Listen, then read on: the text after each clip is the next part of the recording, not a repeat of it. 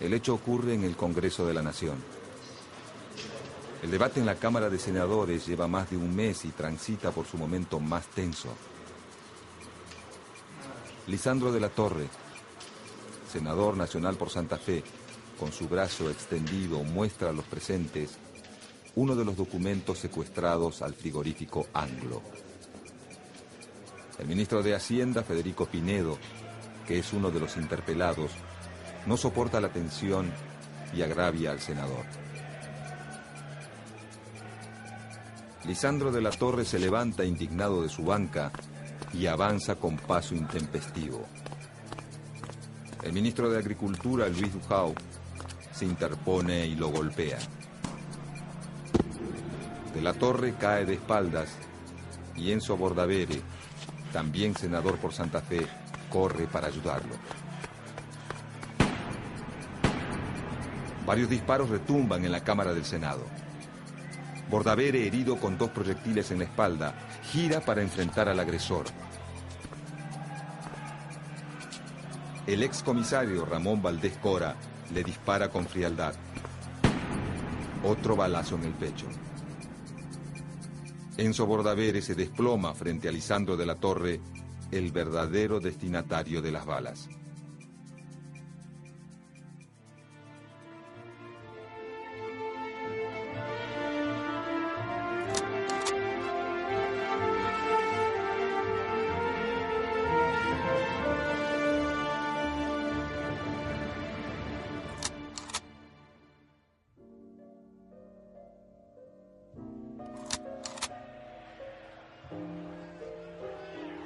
En 1929, el llamado crack de Wall Street sacude al capitalismo y genera una gran crisis económica en el mundo.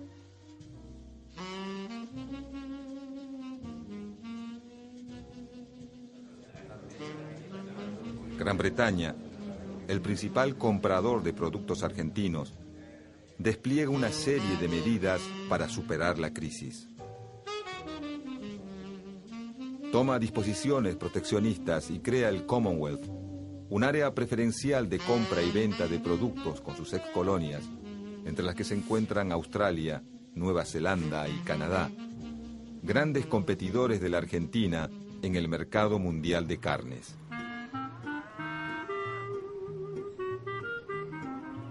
El objetivo del Commonwealth es asegurar un área comercial para la libra esterlina sin dejar lugar a su gran competidor, el dólar.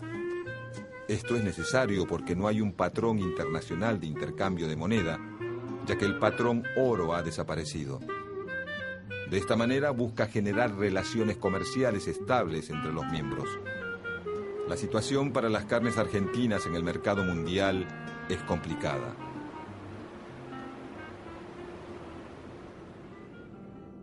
Frente a la profunda crisis, Alemania, Francia y Estados Unidos también restringen sus compras en el mercado internacional como forma de proteger sus reservas. En Argentina, la crisis financiera y la caída del comercio internacional provocan el derrumbe de las exportaciones agrícolas con la consecuente disminución de los ingresos de divisas necesarias para adquirir materias primas y productos importados para abastecer al mercado local.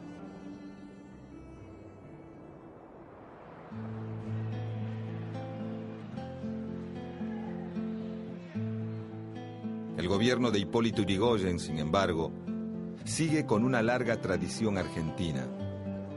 Y a diferencia de lo que hacen las grandes potencias, continúa con los pagos de la deuda externa, lo que provoca un fuerte incremento en el déficit del Estado. La actividad industrial busca sustituir muchos de los productos importados y lo hace, en la mayoría de los casos, intensificando el uso de las instalaciones ya existentes. Comienzan a crecer los sectores ligados a la producción de alimentos, metalmecánica, química y textil, un proceso que se desarrollará a lo largo de la década de los 30. Los grandes capitales de los terratenientes, dedicados antes a la exportación, se vuelcan ahora a la industria y a la especulación inmobiliaria. Pero también muchos propietarios de talleres y comerciantes empiezan a producir para el mercado interno. El derrumbe de los precios provoca en el campo el éxodo de gran cantidad de pequeños productores y trabajadores rurales. Estos se trasladan hacia las ciudades y en muchos casos pasan a formar parte de los planteles de obreros de las incipientes fábricas.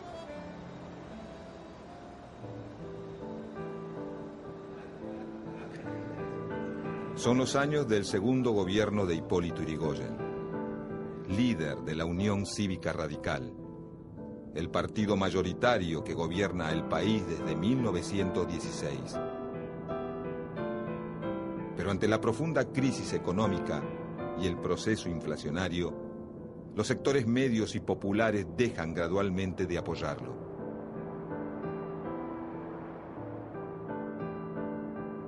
Hacia 1930, entre denuncias de corrupción, renuncias masivas de miembros del gobierno y rumores acerca de la creciente incapacidad física de Hipólito Yrigoyen, el ejército derroca al presidente constitucional, consumando de esta manera el primer golpe de Estado argentino.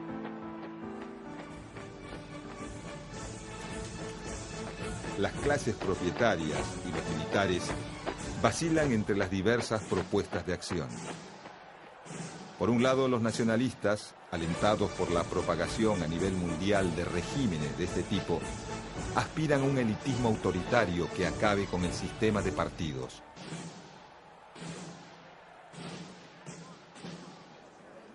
Esta línea dura está encabezada por el presidente de facto, general José Félix Uriburu, quien acusa a la democracia, al comunismo, al liberalismo y al imperialismo norteamericano de constituir los males del país y complotar contra la unidad nacional.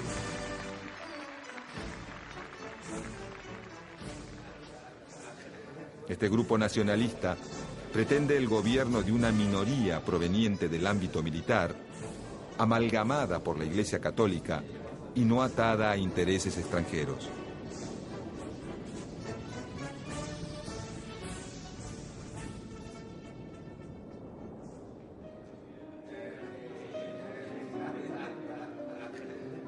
La otra tendencia preferida por terratenientes y gran parte de los militares es la que dirige el general Agustín P. Justo, que promueve una vuelta al modelo político de los conservadores previo a la ley Sáenz Peña, y por lo tanto al voto universal, masculino, secreto y obligatorio. Los seguidores de Justo pretenden una democracia sin necesidad de una mayoría, basada en el fraude y la proscripción. Al poco tiempo de estar Uriburu en el poder, los socialistas y los demócratas progresistas, que en un comienzo habían apoyado el golpe contra Hipólito Yrigoyen, pasan a la oposición. La revolución hizo crisis y el gobierno que engendró se debate en el vacío. A las proclamas reiteradas y a menudo elocuentes del general, el pueblo contesta: queremos nuestras libertades, no queremos reacción.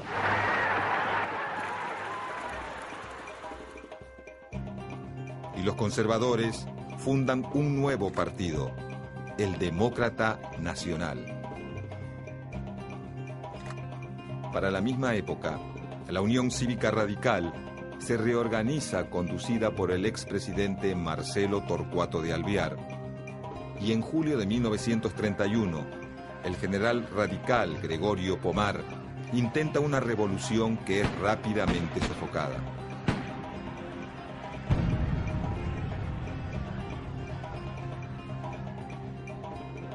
El gobierno de Uriburu utiliza el fallido intento revolucionario como excusa para apresar a toda la cúpula del partido.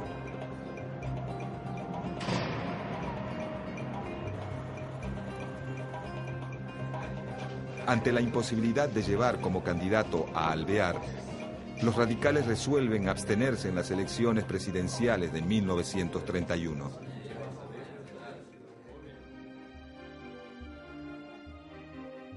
El Partido Demócrata Progresista se une al socialismo y presentan la fórmula Lisandro de la Torre-Nicolás Repetto, que es derrotada.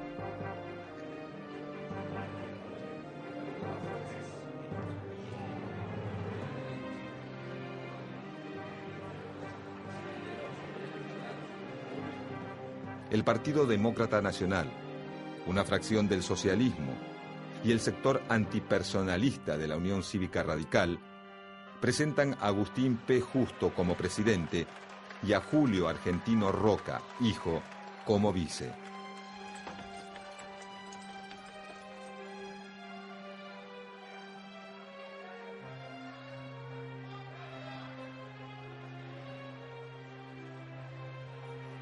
La fórmula Justo-Roca triunfa.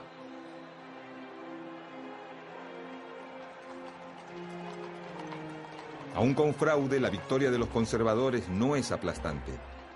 Los demócratas y los socialistas obtienen legisladores y ganan en algunas provincias y municipios.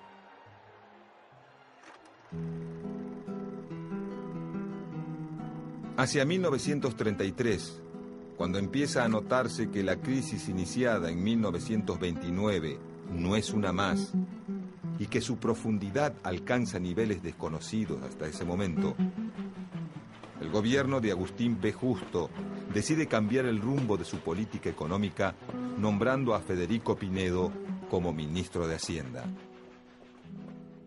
Pinedo y Raúl Prebisch, funcionarios del mismo ministerio, llevan adelante una serie de medidas. Implementan el control del valor de las monedas extranjeras, regulan las importaciones, alentando algunas y desalentando otras, y crean los mecanismos para controlar la cantidad de dinero que circula, para poder fijar de esta manera las tasas de interés bancarias. En 1935 se crea el Banco Central, que será dirigido por Raúl Prebisch. Se funda también un organismo estatal para liquidar las deudas de los bancos más golpeados por la crisis.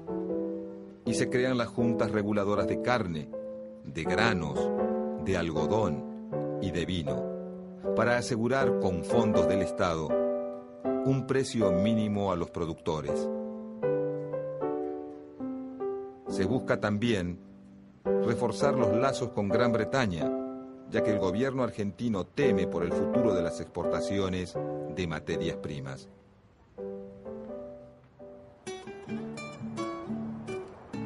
El vicepresidente Julio Argentino Roca, hijo, encabeza la comisión negociadora que viaja a Londres con el objetivo de mantener un negocio que consideran imprescindible para la economía argentina: las exportaciones de carne.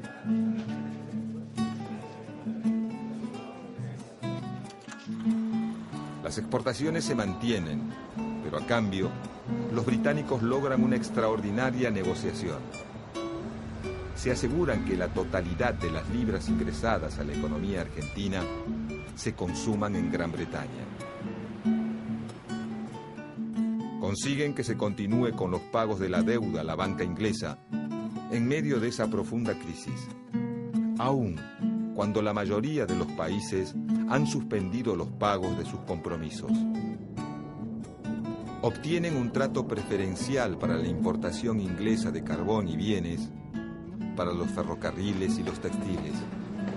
Y también logran que las ganancias de las empresas británicas radicadas en Argentina puedan ser remitidas libremente a su país de origen.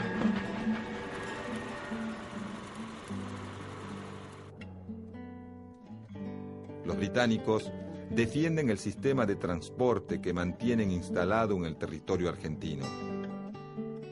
Pactan un trato benevolente para sus ferrocarriles y para la compañía Anglo de tranvías.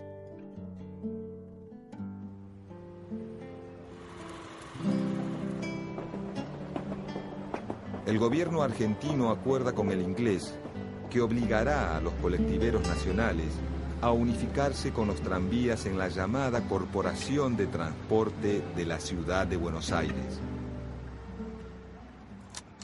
Frente a estas medidas, los socialistas, los demoprogresistas y la opinión pública reaccionan fuertemente.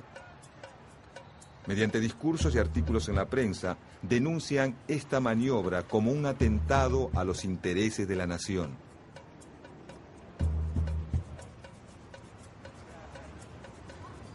Todas las medidas del Tratado de Londres, llamado Pacto Roca-Runciman, le aseguran a Gran Bretaña el mercado argentino frente a la competencia de otros capitales. El Pacto Roca-Runciman es apoyado por los terratenientes y los ganaderos. Sin embargo, este último sector se divide. Los invernadores, que mantienen el mercado de las exportaciones, y los criadores, quienes quedan fuera del mercado inglés y quedan relegados a proveer al mercado interno, que paga un precio mucho menor por la carne.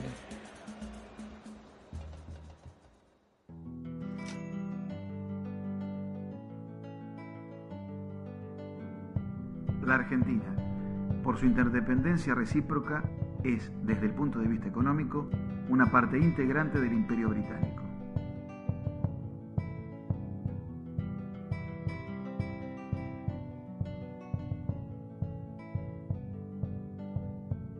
Los socialistas se oponen al pacto y denuncian las consecuencias sobre los consumidores. Es que el gobierno argentino le compra a Inglaterra lo que puede comprar más barato a Estados Unidos y a otros países, y le asegura además el monopolio del transporte a empresas británicas.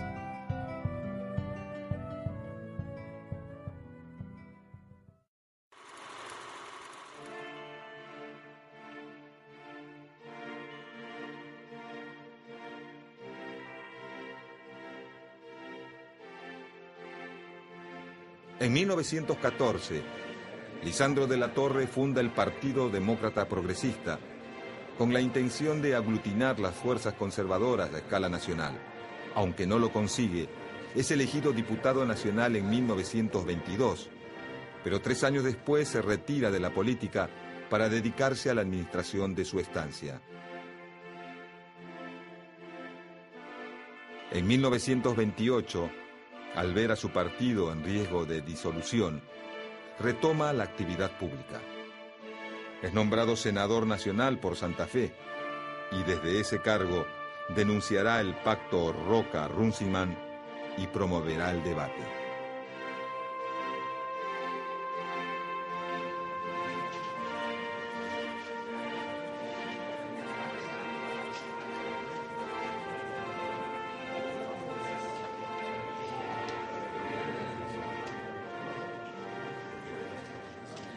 Lisandro de la Torre argumenta que Gran Bretaña monopoliza de manera vergonzosa el mercado de los frigoríficos, al impedirle a la Argentina instalar compañías que generen competencia.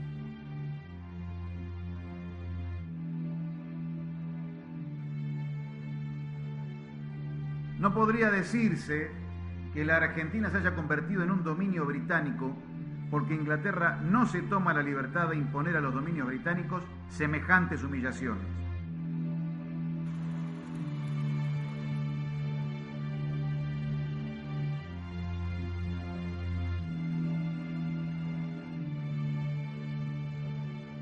Lisandro de la Torre forma parte de una comisión investigadora nombrada por el Senado de la Nación, que tiene como finalidad establecer si las ganancias de los frigoríficos ingleses se corresponden con los precios que ellos pagan a los pequeños y medianos productores.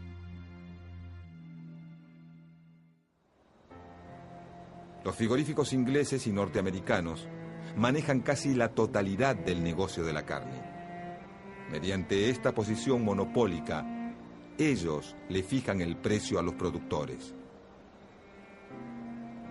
Las empresas frigoríficas se oponen a la investigación y rechazan mostrar sus libros de contabilidad. El presidente del frigorífico Anglo va preso por desacato.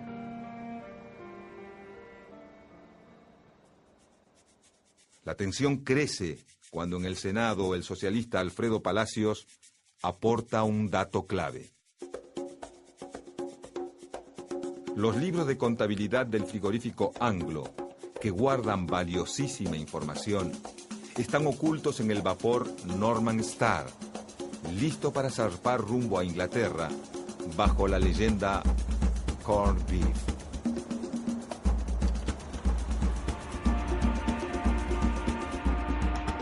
Unos días después, la empresa envía al Uruguay 6 cajones con libros y papeles comprometedores para evadir el control de la comisión investigadora.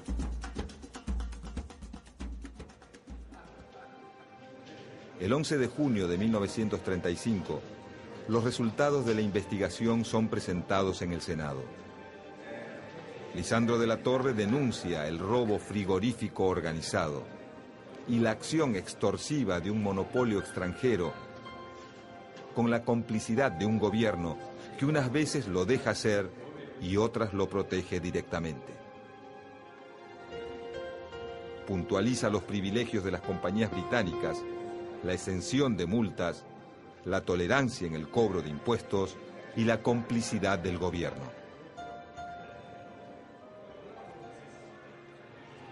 Revela que el ministro de Agricultura, Luis Dujau, es beneficiado con la compra de ganado de su propiedad por parte de los frigoríficos que están siendo investigados. Dujau, el ministro acusado, y Federico Pinedo, ministro de Hacienda y responsable técnico del Tratado Roca-Runciman, concurren al Senado durante 13 días consecutivos para contestar los cargos. El debate es seguido por Ramón Valdés Cora, un matón santafesino afiliado al Partido Conservador, que ha participado en el golpe de 1930 y cuya lealtad ha sido recompensada con el cargo de comisario, desde donde efectúa el cobro de coimas y la protección de capitalistas de juego. A nadie le llama la atención que el 23 de julio de 1935, Ramón Valdés Cora se encuentra en el Senado.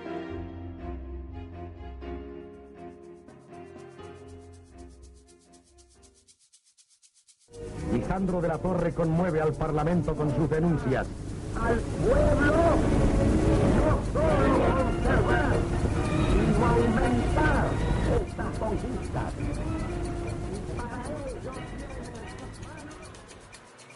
En plena sesión, Lisandro de la Torre es insultado por el ministro Pinedo y luego golpeado por Dujau. El senador por Santa Fe, Enzo Bordavere, corre en su auxilio. Valdés Cora, que estaba dentro del recinto de la Cámara, le dispara 2 veces por la espalda. Bordavere, herido, gira para enfrentar a su agresor, quien sin dudarlo le dispara otro balazo en el pecho.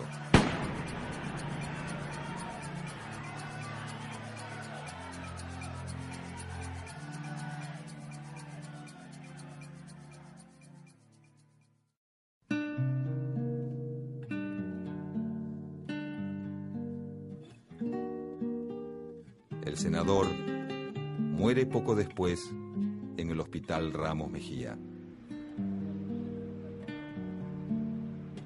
Una multitud se congrega en retiro para despedir los restos de Enzo Bordavere, que serán trasladados a Rosario. En el acto hablan Alfredo Palacios y Lisandro de la Torre, y la policía reprime a parte del público reunido. Al llegar a Rosario, unas 12.000 personas reciben al cuerpo en la estación y una multitud se acerca hasta el velatorio.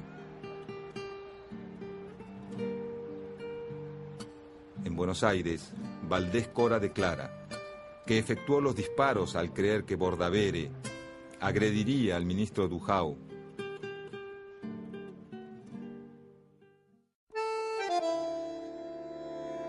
aunque nunca se descubre a los instigadores del crimen, Valdés Cora es condenado en 1938 a 12 años de prisión por homicidio simple. La justicia considera que no ha tenido el propósito preconcebido o deliberado de matar a Bordavere.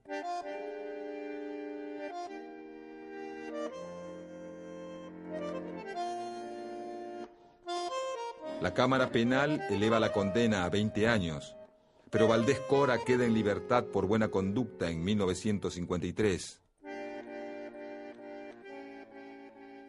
Acabará sus días por muerte natural en 1962.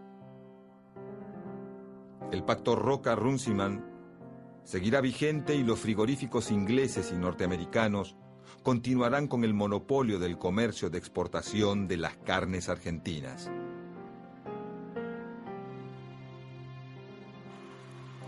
Durante este período, el Estado cumple por primera vez un papel regulador ante la situación generada por la crisis económica mundial y comprueba su capacidad de influir en la economía a través de medidas concretas que favorecen a un sector de la sociedad. Las transformaciones ocurridas en el plano económico fortalecen a los industriales y a los cada vez más numerosos trabajadores de ese sector. Luego de las presidencias radicales y del terror que provocan la Revolución Rusa y el ascenso del comunismo a las burguesías del mundo, la clase alta argentina no logra construir un partido conservador con un verdadero apoyo popular, pero consolida una alianza con la Iglesia y el Ejército, dos actores que pasarán al primer plano en la escena política nacional.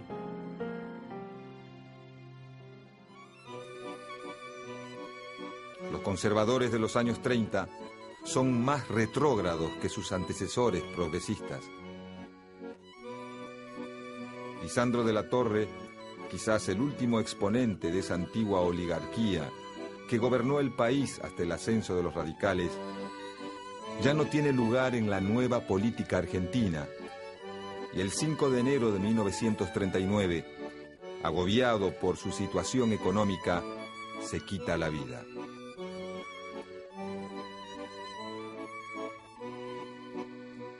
El intento fallido de asesinarlo y la muerte de Bordavere ocurrida en el Senado son la representación más clara de este oscuro período que será recordado por muchos como la década infame.